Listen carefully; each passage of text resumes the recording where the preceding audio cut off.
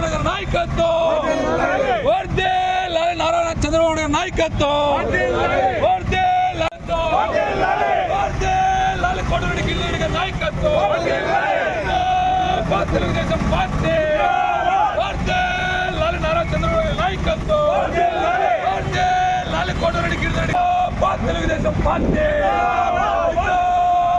Telugu Desam party వర్ధిల్లాలి నారా చంద్రబాబు గారి నాయకత్వం వర్ధిల్లాలి కోటరెడ్డి చంద్రరెడ్డి గారి నాయకత్వం వర్ధిల్లాలి కోటరెడ్డి చంద్రరెడ్డి గారి నాయకత్వం వర్ధిల్లాలి కోటరెడ్డి చంద్రరెడ్డి గారి నాయకత్వం వర్ధిల్లాలి.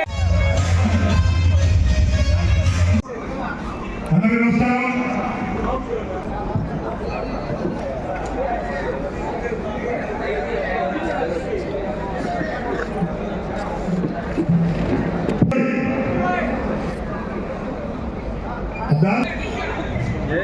ఎప్పుడు ఇస్తారు తొమ్మిదిన్నరకే చెప్పాను.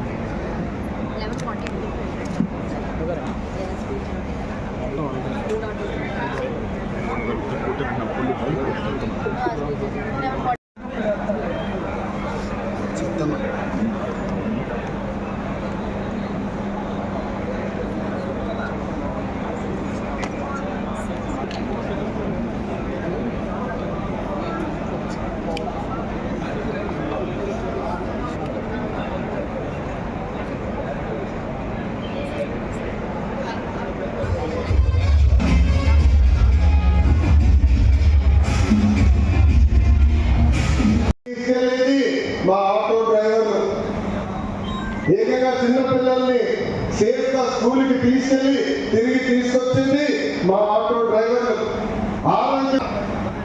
ట్రైన్ ఎక్కాలన్నా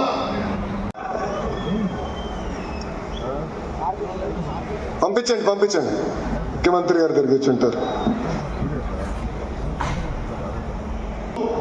కుటుంబం మొత్తం పోషిస్తున్నారు. ఇంట్లో మా భర్త కూడా అద్భుతంగా సహకరిస్తున్నారు. వ్యక్తిత్వం కల అసాధారణ వ్యక్తి. వారి మాటలు ఆలోచనలు ఎంతో మందికి స్ఫూర్తిగా నిలుస్తున్నాయి. ఈ కుటుంబ ప్రభుత్వం ఉంది. ఆ పథకం కార్యక్రమానికి ప్రారంభించేందుకు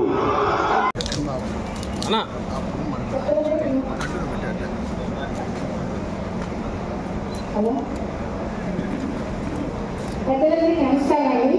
నా పేరు నేను లలిత. నేను అయోధ్య నుంచి వస్తున్నాను. నేను ఆటో డ్రైవర్ని వచ్చుకున్నాను. తర్వాత దీపం పథకం కింద వచ్చుకున్నాను. స్త్రీ శక్తి కింద నేను ఒకటికి నెలకి 2-3 సార్లు పెన్షన్ తీసుకోగలుగుతున్నాను. మా కుటుంబం ఫిట్నెస్ కానీ ఇన్సూరెన్స్ కానీ ఇంకేదైనా ఇబ్బంది ఉన్న దానికి మాకు ఉపయోగపడుతుంది.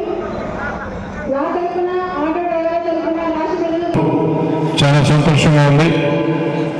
తెలుగుదేశం పార్టీ కూటమి ప్రభుత్వంలో చంద్రబాబు నాయుడు గారు ముఖ్యమంత్రిగా ఈనాడు ఆటో డ్రైవర్లకి ఒక్కొక్కరికి 15,000 రూపాయలు జమ చేయటం.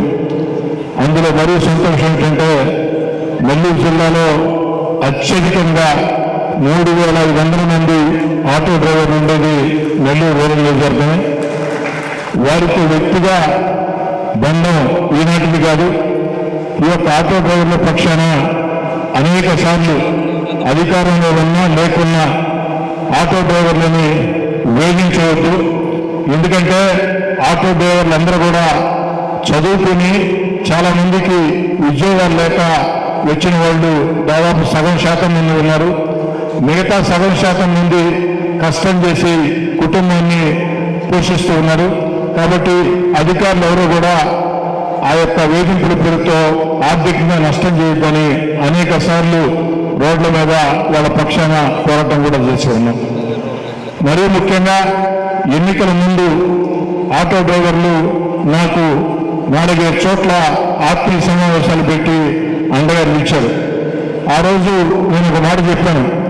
ఏదైతే ఆటో డ్రైవర్ల కోసం ఈ 15,000 రూపాయలు ఎన్నికలప్పుడు ఆనాడు హామీ లేదని చాలా మంది అడిగితే ఖచ్చితంగా ఆటో డ్రైవర్లకి మేలు చేయడం జరుగుతుంది. అధ్వాన్నపు రోడ్లతో ఆటో డ్రైవర్లు ఆటోలు దెబ్బతినిపోయి ఇబ్బంది పడుతూ ఉన్నారు.